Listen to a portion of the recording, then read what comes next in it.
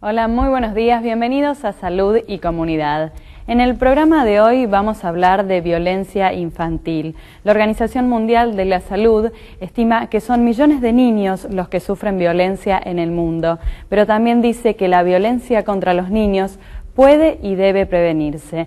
Por eso hoy el doctor Jorge Moreno entrevistará al doctor Norberto Garrote. Él es psiquiatra infantojuvenil, jefe de la Unidad de Violencia Familiar del Hospital Pedro Elizalde, coordinador de la Red de Asistencia a la Violencia de la Dirección de Salud Mental del Gobierno de la Ciudad. Roberto, muchas gracias por estar con nosotros.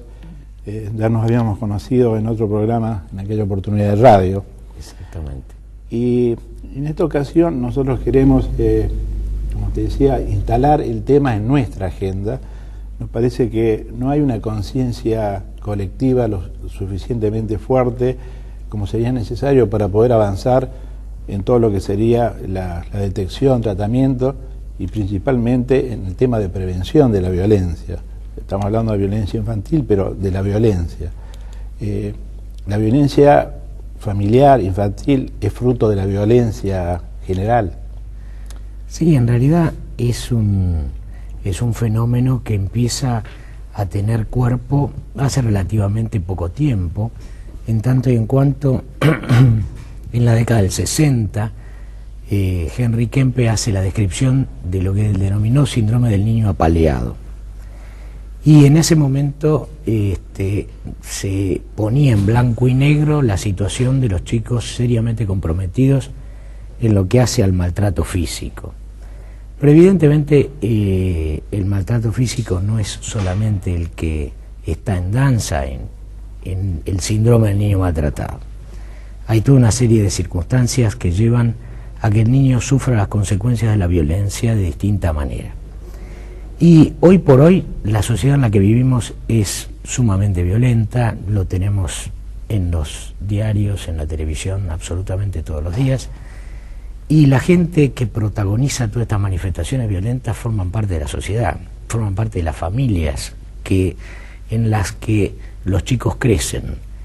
Y a veces los chicos crecen como testigos de la violencia que hay en la pareja parental, a veces sufren las consecuencias de la violencia ejercida por parte de los padres, y todo esto lo único que hace es replicar un modelo violento, donde a través del ejercicio de la fuerza se ejerce el poder sobre el más vulnerable y buscando una finalidad determinada.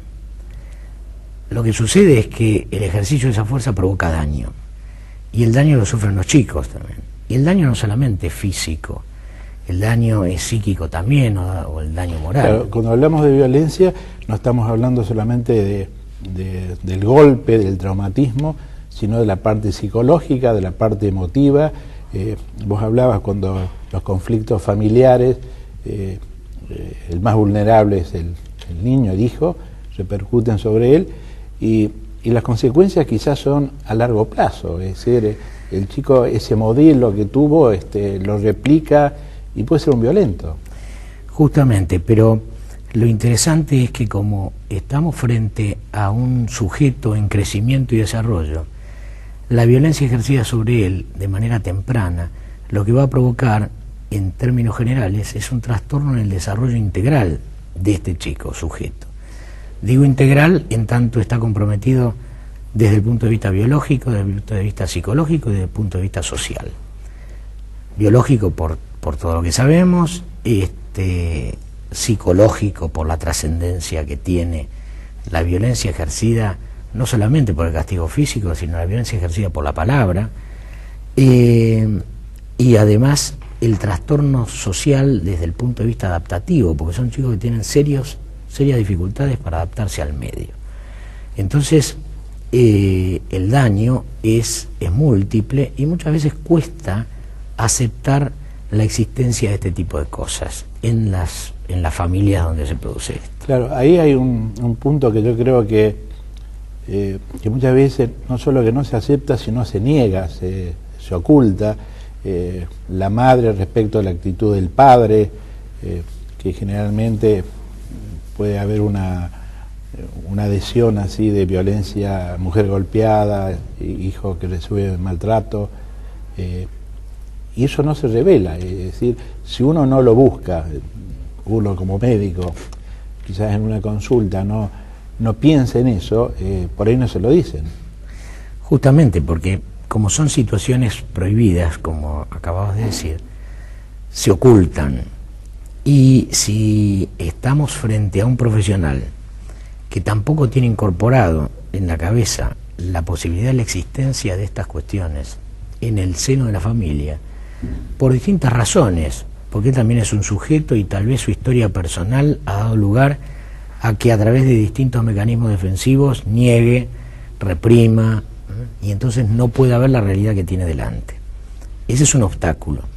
Y entonces si nos encontramos ante dos obstáculos, uno, el de no poner de manifiesto lo que realmente pasa, porque lo oculta, y el otro que tiene dificultad para detectarlo, la cosa termina totalmente sumergida en el ocultamiento. Y entonces se resuelven los problemas puntuales que dan lugar a la consulta, pero no el fondo de la cuestión, no la etiología del problema. Vamos a una pausa y entramos un poco, que nos expliques cómo detectar y cómo prevenir este tipo de flagelo.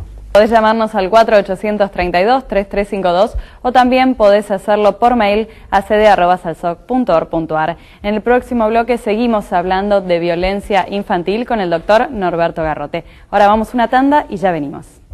Norberto, en el bloque anterior habíamos estado hablando, haciendo una introducción al tema, y hay distintas manifestaciones en ese maltrato, que podía ser físico, podía ser psicológico, emocional.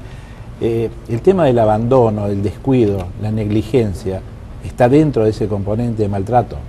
Seguramente, y tal vez es el que más dificultades tiene para hacer su detección adecuada, porque a veces es sutil la manifestación de ese abandono emocional, por ejemplo. Y digo esto porque muchas veces los pediatras, los médicos, no le prestan atención debida al adecuado contacto materno-filial temprano, a este vínculo que se debe establecer entre la madre y el chico desde manera temprana, que es el que le va a facilitar la posibilidad adaptativa en todo ese proceso de crecimiento y desarrollo. Si ese afecto, si ese estímulo no está presente, el chico crece menos porque hay menor producción de hormona de crecimiento, tiene un llanto realmente insoportable porque hay menor producción de endorfinas, que son esas sustancias que todos elaboramos y que tienen que ver con nuestro bienestar o sensación de bienestar, y estas no están presentes y por eso el chico llora de esa manera particular, y es un factor de riesgo más para que el maltrato en todo caso se acentúe, porque una mamá que pudo establecer poco el vínculo con el chico termina acentuándose más el rechazo en la medida que este chico llora de una manera imbancable. Entonces, hacer prevención en ese momento y tempranamente va a traer a la larga muchos elementos a favor en el crecimiento y desarrollo. Entonces, me parece que hay que prestarle debida atención no solamente a la falta del elemento material que le permita crecer y desarrollarse, en tanto el alimento, sino también lo afectivo. Y no tal vez quedarnos en un intento de justificar algunas cuestiones pensando que en esa familia el sustento no está presente. Porque si el sustento no está presente, el Estado debe hacerse cargo de aportar el sustento que está necesitando tempranamente para crecer y desarrollarse. Entonces hay una situación de negligencia más allá de quién sea el que la promueve. O bien, si el sustento básico no está en el medio, habrá que procurarlo, y si está y no le llega al chico, habrá que trabajar con esos papás o con esa mamá para que el sustento le llegue al chico. Ahora una cosa, cuando hablamos de maltrato, no necesariamente es algo que está buscándose, intencional, pero se está generando un daño independientemente que la persona que lo ejerce lo identifique como que está haciendo maltrato o no, porque puede haber pautas culturales de rigidez que influyen muy negativamente en la formación de un niño, en el autoestima, en en la autoconfianza, y la persona quizás no reconoce que lo que está haciendo está mal. Claro, muchas veces a la gente en general le cuesta reconocer que un chico haya sido seriamente dañado por parte de su entorno familiar. Y entonces dicen, bueno, ¿cómo intencionalmente se le ha hecho esto? Y en realidad muchas veces no está presente la intencionalidad de provocar daño, como vos planteabas, pero el daño está concretamente hecho. Lo que sucede es que muchas veces el acto violento surge como consecuencia del acto impulsivo y violento ejercido sobre un chico indefenso, a veces lactante, que a manos de la energía de un padre en un momento de ira puede dar lugar a un zarandeo de tal magnitud que termina dañando neurológicamente al chico. O de lo contrario, arrojándolo. ¿Es privativo de un sector socioeconómico No, o se da en todos los...? Para nada.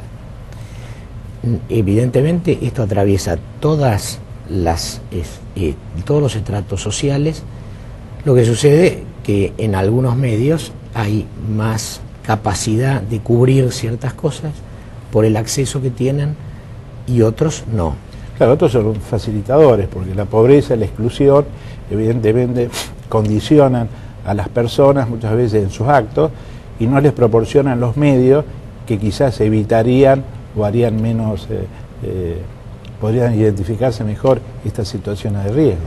Seguramente son factores de riesgo importantes a tener presente, la pobreza, la indigencia, pero no es eso exclusivamente el denominador común que tienen absolutamente todos los casos. Y lo otro que también quería dejar claramente informado, que son los propios padres los que ejercen habitualmente ese maltrato, o las personas más cercanas al cuidado de los chicos. Sí, lamentablemente el chico permanece en su entorno familiar y es ahí donde sufre habitualmente el mayor número de malos tratos. Digo lamentablemente, ¿no es cierto? Y esto es lo que debe alertar a los médicos, a los docentes y a la población en general, como para detectar tempranamente y evitar las consecuencias nefastas de la cronicidad de un proceso que habitualmente no empieza de la mañana a la noche. Y entonces la detección temprana y la posibilidad de ayudar a estas familias a corregir y a modificar conductas va a facilitar la no prosecución de un círculo que se repite de alguna manera de una generación a otra. Hay un capítulo, un gran capítulo del maltrato infantil, de la violencia infantil, que es el abuso sexual, que lo dejamos para que nos lo desarrolles en el próximo bloque. Bueno, cómo no. No te muevas de ahí, que vamos a ir a un corte y enseguida volvemos. Nos habíamos quedado con el gran capítulo que yo decía del abuso sexual. Es cierto. El abuso sexual es otra de las modalidades de maltrato que sufren los chicos. Y habitualmente esto se da en situaciones dentro de la familia o bien llevada adelante por conocidos de los chicos. Estas cuestiones muchas veces están vinculadas a todo un proceso en el que interviene la seducción particular de parte de un adulto para satisfacer sus necesidades desde el punto de vista sexual con un chico que habitualmente no comprende lo que está pasando por su corta edad y no conoce las consecuencias que esto trae aparejado. Lo cierto es que la mayor parte de los chicos no tiene signos físicos, porque en la mayor parte de ellos no hay penetración ni hay daños puntuales desde el punto de vista sexual, pero lo que provoca es un daño en el aparato psíquico muy importante, vinculado a toda una serie de factores que están relacionados con la estigmatización, con la traición, con el sometimiento, con la sexualización traumática, en tanto el chico está estimulado de una manera a la cual no puede responder. Y aparte de eso, viene también un gran temor, un gran miedo del chico para muchas veces contar lo que pasa. Totalmente. Sentimiento de culpa, vergüenza. Si hay ocultamiento en las distintas maneras de maltrato, mucho más lo hay en el abuso sexual. en tanto lo que significa para la población en general. Entonces la detección se va a hacer muchas veces como consecuencia de la sintomatología que aparece ante la cronicidad o la reiteración de estos hechos. Y hoy por hoy en la patología infanto-juvenil, en lo que hace a salud mental, está muy conocido por todos las depresiones, los trastornos de la alimentación de las adolescentes, los intentos de suicidio, los trastornos postraumáticos, y muchas veces no se piensa en buscar, entre otros elementos más, el abuso sexual como el originario de esta cuestión. Entonces, esto para los que trabajan en la salud mental es importante que lo tengan presente y sea una señal como para poder hacer una detección temprana en muchos casos. Creo que es una situación compleja porque, insisto, como vos estabas planteando, el tema del secreto es el que limita la posibilidad de que rápidamente sea puesto en blanco y negro. No obstante, hay creencias vinculadas a que esto le sucede solamente a las chicas, y resulta que cada vez más tenemos en la casuística, por las consultas a nuestro servicio, la presencia de varones también abusados. En este momento estamos con más de un 30% de la población asistida por nosotros que son niños y no mujeres. Pero lo importante es tener presente que estas cosas lamentablemente también existen y hay que hacer una consulta lo más temprano posible para ponerlo a resguardo al chico y evitar las consecuencias a largo plazo. Ahora, hay signos, hay cosas que nos pueden hacer, no sospechar, pero sí pensar que son actividades que pueden existir, puede estar latente, y uno no es ni el padre ni la madre, pero está cerca al niño y quiere hacer algo, los maestros. ¿Cuáles son esas señales? Por eso digo, es importante ser atento cuando uno percibe que un chico tiene conductas sexualizadas que no son acordes a su nivel de desarrollo. Cuando un chico tiene actividades sexuales de manera pública, en el aula, por ejemplo, a través de la masturbación compulsiva que puede desarrollar, eso debe llamar la atención del docente indiscutiblemente, o de lo contrario, cuando intente con otro menor tener relaciones cual las de un adulto, ¿sí? Entonces, estas cosas deben llamar la atención, no hacen diagnóstico por sí solo, pero sí requieren de la profundización de la problemática para saber realmente qué es lo que está pasando con este niño, ¿sí? ¿Hay un número de teléfono al cual uno pueda consultar, alguien que tenga, bueno, por ese mismo mezcla de vergüenza, miedo, temor, hacer una consulta anónima, orientarse? Perfecto, está la línea telefónica de las 24 horas, el 102, al que puede acceder cualquier individuo para ser orientado, o los mismos chicos o adolescentes, para pedir ayuda y ser orientados en cómo canalizar la consulta, dónde poder hacerla, de acuerdo al lugar donde se encuentren. El 102 es una línea gratuita que está atendiendo a la situación de los chicos y los adolescentes en riesgo. Estás a cargo de la coordinación de todo el servicio de atención de la violencia familiar de la Ciudad de Buenos Aires. Si esto lo quisiéramos graficar, chicos atendidos, chicos internados, para que nosotros queremos que la magnitud de este problema llegue a todos. Es decir, esto no es casual que una vez sale en el diario o en un noticioso, esto es una cuestión de todos los días. Sí, lamentablemente es una cuestión de todos los días, a la que no se le supo prestar la atención debida durante mucho tiempo. Estamos en este momento intentando desarrollar unos programas que buscan tener cifras que la ciudad todavía no tiene, concretas y reales, en relación a la cantidad de chicos que son asistidos en el sistema público de salud. Y buscamos tener protocolos comunes a todos los efectores de salud en este momento, por lo menos dentro de la ciudad, y hacer procedimientos adecuados y comunes en todos los centros asistenciales. Esto es una meta a alcanzar en el corto plazo. Entonces, cifras lamentablemente no te puedo dar concretas. Lo que sí, lamentablemente puedo decir que en los años que llevo conduciendo el servicio de mi hospital, en este momento nosotros estamos viendo lamentablemente un número creciente de maltratos físicos severísimos en chicos que están internados en el hospital en este momento por las consecuencias, y estamos teniendo sostenidamente 8 pacientes internados, prácticamente 8, 10, 12 pacientes internados, víctimas de la violencia ejercida sobre ellos, prácticamente en el recorrido de este año, todos los meses. Lógicamente, con el recambio que hay de ellos, pero más o menos estamos en este número. Roberto, la imagen que nosotros tenemos es que el maltrato infantil genera reacciones cuando se comprueba.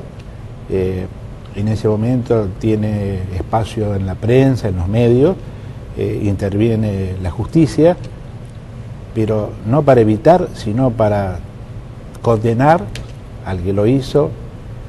Pero ¿cómo podemos contribuir a revertir las cosas? Porque estamos hablando de los chicos que consultan, de los internados, que eso es como que hablar con la punta del iceberg.